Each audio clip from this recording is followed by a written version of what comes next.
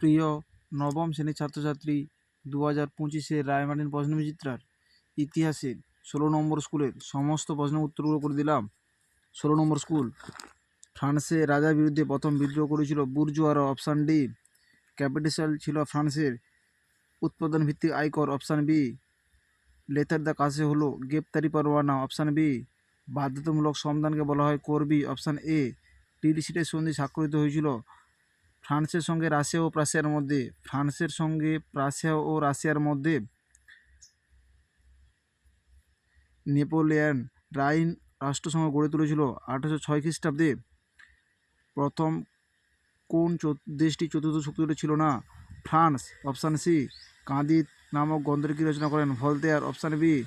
ব্যক্তি স্বাধীনতা রক্ষাকল্পে রাষ্ট্রের আইন, শাসন ও বিচার বিভাগের সম্পূর্ণ পৃথকীকরণের দাবি করেন মন্তেস্কু। Option C.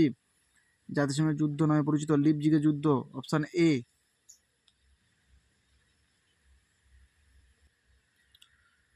বামস্তম্ভ ডানস্তম্ভ, রাজনৈতিক কারাগার, ভলতেয়ার, ভ্রান্ত অর্থনীতি জাদুকর, অ্যাডাম স্মিথ, আমি রাষ্ট্র, চতুর্দশ লুই, রুটির বদলে কেক, মেরি আতোয়ানেত। তিনের দাগে, কবে বাস্তিল দুর্গের পতন হয়েছিল? 1789 খ্রিস্টাব্দের 14 July. The well of nation গ্রন্থের লেখক কে? Adam Smith. চারের দাগে, বাস্তিল দুর্গের পতনের গুরুত্ব কী? 44 নম্বর পৃষ্ঠায় 18 দাগের প্রশ্নের উত্তরটি তোমরা দেখো। 44 নম্বর পৃষ্ঠায় বাস্তিল দুর্গের পতনের গুরুত্ব কেন? এই প্রশ্নের উত্তরটি তোমাদের লিখতে হবে।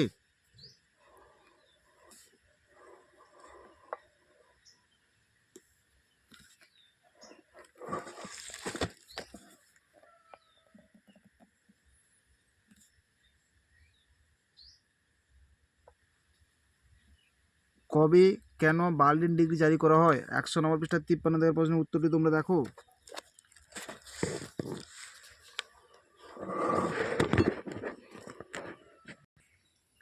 1806 খ্রিস্টাব্দে 11 নভেম্বর বার্লিন ডিগ্রি জারি করা হয়েছিল। বার্লিন ডিগ্রি কী? এই প্রশ্নের উত্তরটি তোমরা লিখতে হবে, তোমাদের লিখতে হবে। অ্যাসাইনেট কি? 56 নম্বর পৃষ্ঠায় 53 প্রশ্নের উত্তরটি তোমরা দেখো।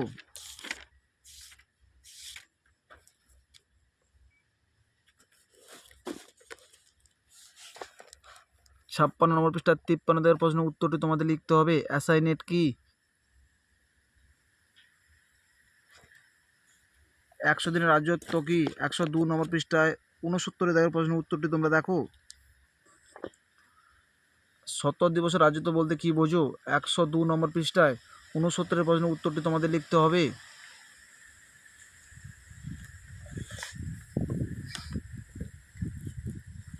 পাঁচের দাগে, কী কী কারণে বিপ্লব পূর্ব ফ্রান্সে অর্থনৈতিক সমস্যা তৈরি হয়েছিল?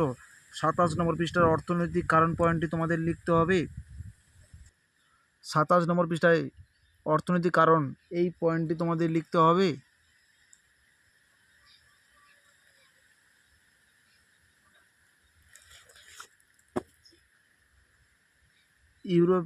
ইউরোপে ফরাসি বিপ্লবের প্রভাব আলোচনা করো। 37 নম্বর পৃষ্ঠা 4 দাগের প্রশ্নের উত্তরটি তোমরা দেখো। 37 নম্বর পৃষ্ঠার 14 দাগের প্রশ্নের উত্তরটি তোমাদের লিখতে হবে। 14 দাগের প্রশ্নের উত্তরটি তোমাদের লিখতে হবে।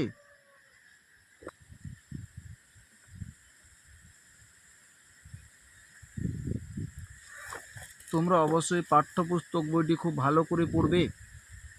কোট নেপোলিয়ান, 86 নম্বর পৃষ্ঠার 7 দাগের প্রশ্নের উত্তরটি তোমরা দেখো। টিকা লেখো কোট নেপোলিয়ান, 86 নম্বর পৃষ্ঠার 7 দাগের প্রশ্নের উত্তরটি তোমাদের লিখতে হবে।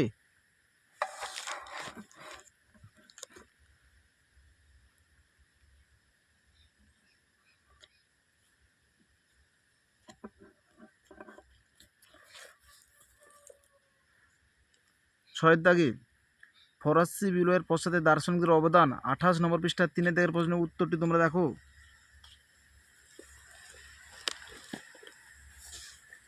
28 নম্বর পৃষ্ঠার 3 দাগে ফরাসি বিপ্লবের দার্শনিকদের প্রভাব আলোচনা করো। এই প্রশ্নের উত্তরটি খুব ভালো করে তোমরা পড়বে।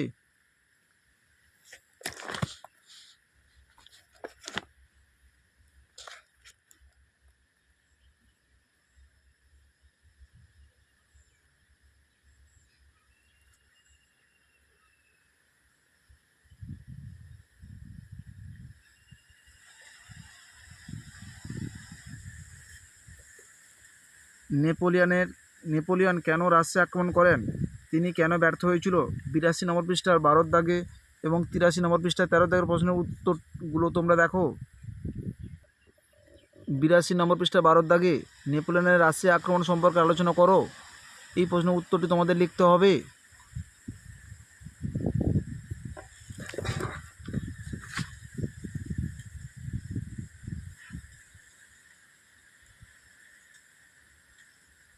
তিরাশি নম্বর পৃষ্ঠায় 13 দাগে কী কী কারণে নেপোলিয়ন মস্কো অভিযান ব্যর্থ হয়েছিল, এই প্রশ্নের উত্তরটি তোমাদের লিখতে হবে।